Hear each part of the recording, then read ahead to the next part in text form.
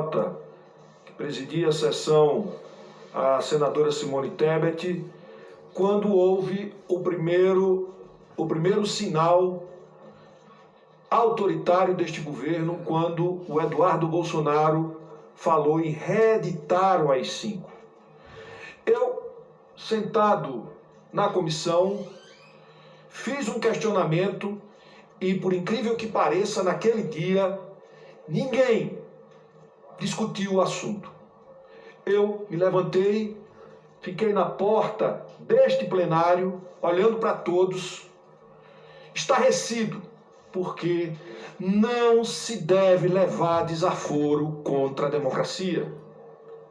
Quem ocupa uma cadeira no parlamento, quem ocupa um lugar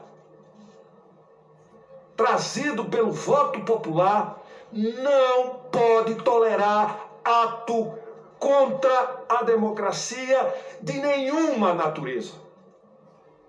Nem provocação, nem bravata, ainda que o atual presidente seja o maior bravateiro da história deste país, o maior bravateiro da história desse país, nós não podemos tolerar as bravatas dele.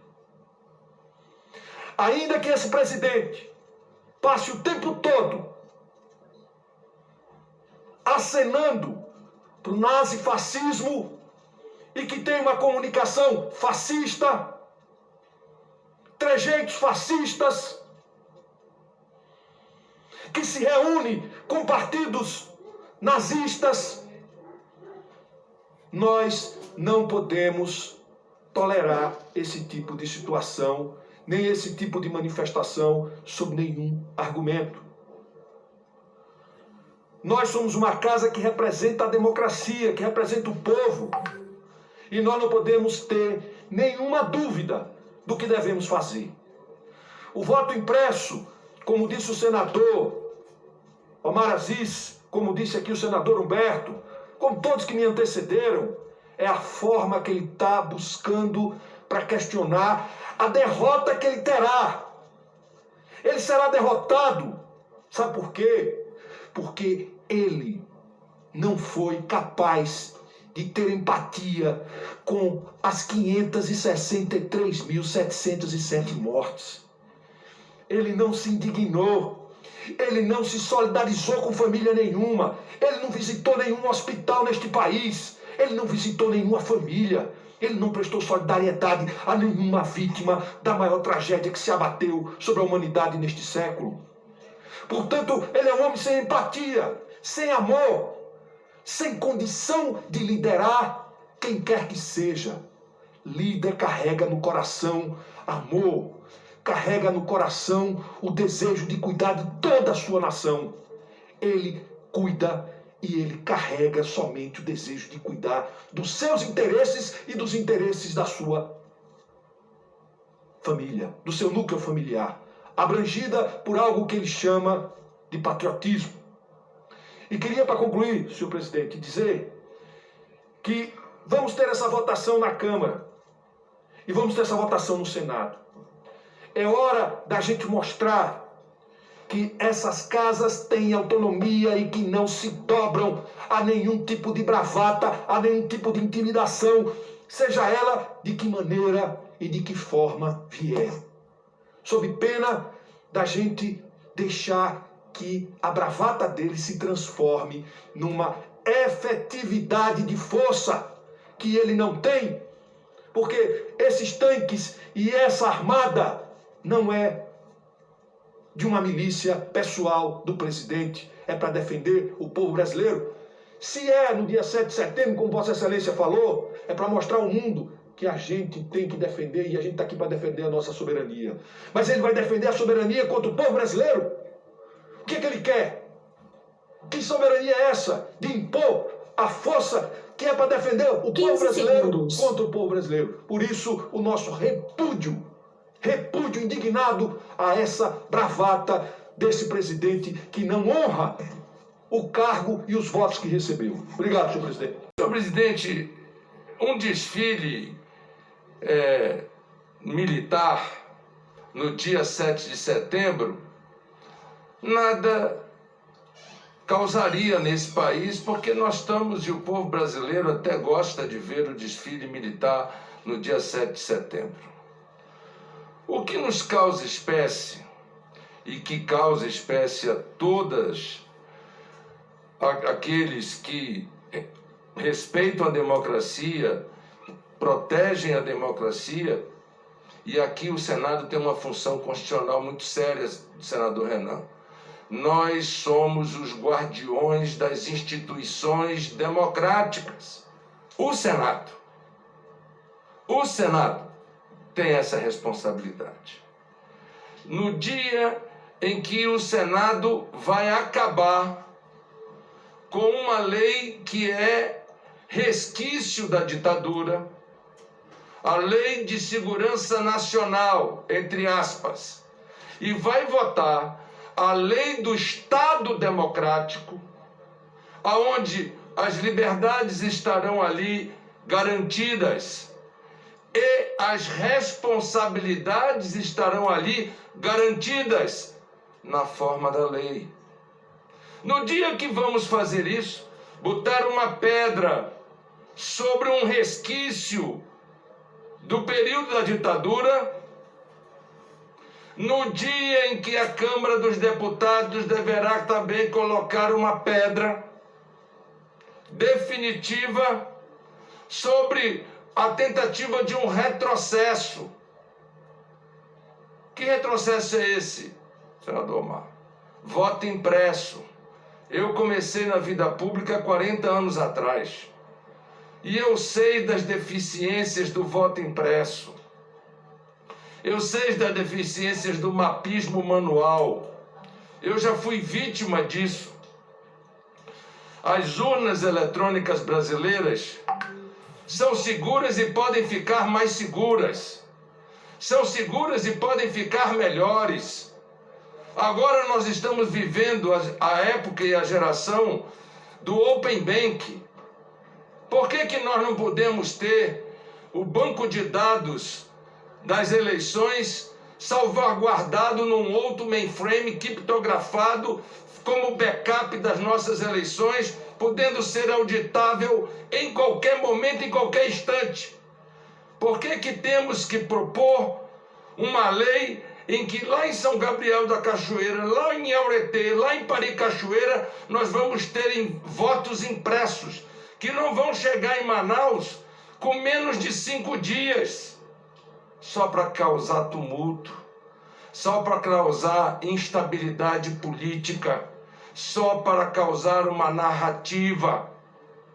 Neste dia, senhor presidente, que a Câmara, pelo que se anuncia, coloca uma pedra definitiva sobre esta tentativa, e o Senado, de forma definitiva, bota uma pedra sobre um resquício grave à liberdade, à Lei de Segurança Nacional, aí vem o presidente da República dar uma demonstração de força com tanques e aparatos bélicos desfilando sobre a esplanada dos ministérios. Quero dizer, senhor presidente, que fico com a democracia. Fico com o artigo da Constituição que diz: todo poder emana do povo e em nome do povo será exercido. Fico também com a Constituição brasileira, que estabelece nos seus direitos fundamentais direitos individuais e coletivos, que asseguram a liberdade de expressão, que asseguram a liberdade da pluralidade da nossa sociedade, que asseguram o Estado laico, que assegura, portanto, ao Brasil o direito de ir e vir, e que, portanto, o fato das Forças Armadas estarem indo e vindo não é uma questão jurídica, é uma questão do simbolismo democrático, do simbolismo do dia de hoje e do simbolismo dos tempos em que vivemos. Portanto, senhor presidente, o MDB, um partido de 70 anos de tradição pela luta democrática, pela redemocratização brasileira, não poderia deixar de, lembrando Ulisses Guimarães, dizer que a nossa Constituição cidadã é o farol que há de guiar a democracia brasileira, que já se vão 30 anos, e que nós possamos deixar um legado para as próximas gerações de mais 30, de mais 100, de mais 200 anos, como as democracias. E apenas para encerrar, essa madrugada, fazendo minha reflexão, senhor presidente, me dei conta de que o Brasil é a terceira maior democracia do planeta. Depois da Índia, depois dos Estados Unidos, o Brasil é a terceira maior democracia do planeta. 12ª economia, terceira democracia do planeta. Portanto, 210 milhões de brasileiros acreditam na democracia, votam pela democracia. E a nossa verdadeira arma é aquele documento verdinho que no dia 3 de outubro ou no primeiro domingo de outubro irá representar a vontade do povo brasileiro para eleger o novo presidente da República Federativa Brasileira. É para isso que estamos aqui no Senado, para proteger, zelar pelas instituições democráticas. Os poderes são independentes, entretanto harmônicos. E assim faremos pelo nosso partido e tenho certeza que pelo conjunto do Senado da República, senhor presidente. Senhor presidente, eu lhe lembrado, senador Eduardo Braga, Ulisses Guimarães, Teotônio Vilela, um homem que contribuiu muito pela redemocratização do país. Eu quero ouvir agora o senador Otto Alencar, que está... que a Câmara dos Deputados, como foi noticiado, que poderia suspender hoje a votação sobre a questão do voto impresso, não deverá fazê-lo. Deve manter a votação hoje no plenário da Câmara dos Deputados, como também aqui no Senado Federal deveremos votar a mudança na Lei de Segurança Nacional, retrógrada e completamente fora dos padrões do regime democrático. Quero dizer que não é só dessa vez e que o presidente da República busca, pelos métodos de usar o dele, que ele chama o seu exército ou suas forças armadas, para intimidar o Congresso Nacional, o Supremo Tribunal Federal, os outros poderes, e não tem conseguido. Numa afronta, que eu digo, clara, à Constituição Federal, no seu artigo 5º, e também à legislação que garante a democracia em todos os poderes. O presidente da República, ao contrário da motociata, de colocar hoje os blindados à frente do Palácio do Planalto, nessa tentativa de intimidação, e não nos intimida, até porque, no meu caso, no caso sei de vários senadores e deputados federais, das Assembleias Legislativas, nós não vamos recuar absolutamente a essa ameaça. Se ele quer sangue, tem sangue generoso para ser ofertado à sua vontade de fazer um golpe militar no Brasil. Sem dúvida nenhuma. Ele deveria se preocupar como hoje. A inflação bateu 0,96%, a maior inflação desde 2002, com quase 580 mil pessoas que perderam a vida, e como Vossa Excelência falou, no Dia dos Pais, os órfãos do Brasil andaram pelas ruas porque houve uma ineficiência muito grande no Ministério da Saúde, comandado por pessoas que eram comprovadamente incompetentes. Se preocupar, talvez, em visitar um hospital de campanha, de estender a mão de forma solidária às pessoas que estão internadas e morrendo, quase 1.000 pessoas ainda no Brasil por dia, de se preocupar em gerar emprego e renda para os 15 milhões de desempregados que perderam a carteira assinada. Nada disso comove o presidente. O que comove ele, o que o estimula a fazer é a proteção ao seu mandato, fazendo campanha antecipada e buscando proteger as pessoas, inclusive do seu círculo familiar, protegendo para que não possa responder por suas responsabilidades frente à justiça. Portanto, eu acredito que nenhum chefe de poder deve estar hoje ao lado do presidente da República, para que ele sozinho possa permanecer nessa sua posição de querer estimular um golpe militar para intimidar as pessoas que deverão, o ano que vem, de forma livre e soberana, chegar às urnas e votar escolhendo o novo presidente da República. Senhor presidente, essa comissão parlamentar de inquérito, tanto quanto o presidente do Senado Federal e o presidente da Câmara, devem fazer esse pronunciamento que Vossa Excelência fez e que tem respaldo de todos os integrantes da comissão parlamentar de inquérito. Portanto, estaremos aqui vigilantes e dispostos a seguir a qualquer caminho que seja um caminho de confronto, para que ele não possa fazer aquilo que deseja, ou a tentativa de um golpe militar no momento em que a democracia brasileira está sustentada por suas instituições. Muito obrigado. Nessa importante sessão da CPI, o Brasil passa por um momento grave. Aqui do nosso lado, no eixo monumental, o presidente Jair Bolsonaro comanda um lamentável desfile de blindados das Forças Armadas, em uma clara tentativa de intimidar parlamentares e opositores. Bolsonaro imagina com isso estar mostrando força, mas na verdade está evidenciando toda a fraqueza de um presidente, acuado pelas investigações de corrupção, inclusive desta CPI, e pela incompetência administrativa que provoca mortes, fome e desemprego em meio a uma pandemia sem controle. O presidente cria uma encenação, uma coreografia, para mostrar que tem o controle das Forças Armadas e pode fazer o que quiser com o país.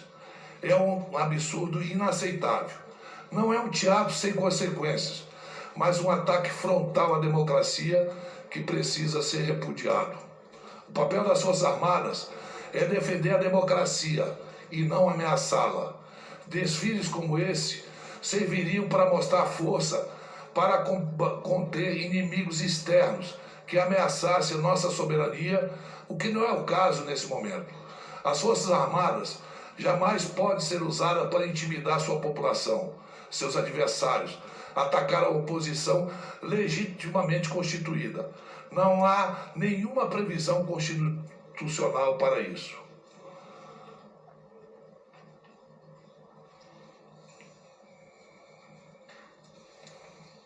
O Brasil vive o maior período democrático de sua história, desde 1985.